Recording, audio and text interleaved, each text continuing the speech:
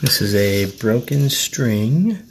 You can see right there in the middle, there's a missing string.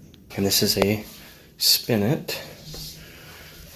The action is a little challenging to work with. This particular action is actually one of the easiest spinet actions to remove. Nevertheless, I'm going to speed up the process and show you how with a safety pin. This is a pretty big safety pin. Here's my thumb, so you can see it next to it. I'm going to attach the safety pin to the string right next door. It's going through the hitch pin first, and then I'm going to attach the safety pin to this string right there, and then run it down. Now you can see I've got it attached around the string. I'm going to hold it out here. I'm going to press the sustain pedal with my right foot to lift the dampers. I'm going to slide that down.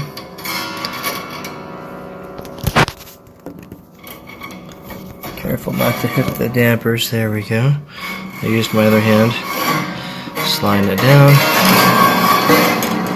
Sliding it down. Sliding it down. And now I'm going to come down here and you'll see. There it is. It follows a string. Let's see.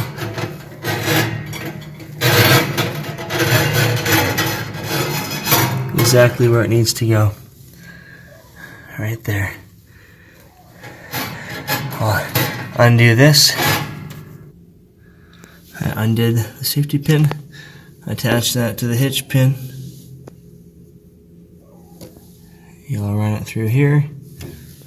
And then it's not going underneath any of these other strings in weird places. And that's, I'm going to get that back on. It'll be done.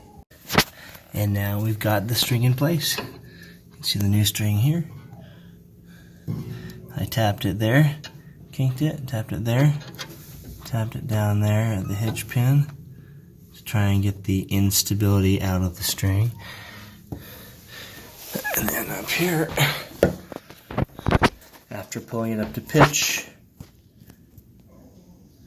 I also tapped it here, there, squeezing the becket as much as possible,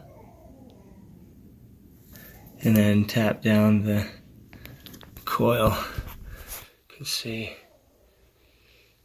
3 coils turned out just right, just like the rest of them. There, half of the hull is sticking out exactly how you want it to look. It's a little on the high side. I'm okay with that. That might have been my measurement. We didn't have another string to go off of, so I was estimating the difference. But down here, it turned out perfectly. Yay!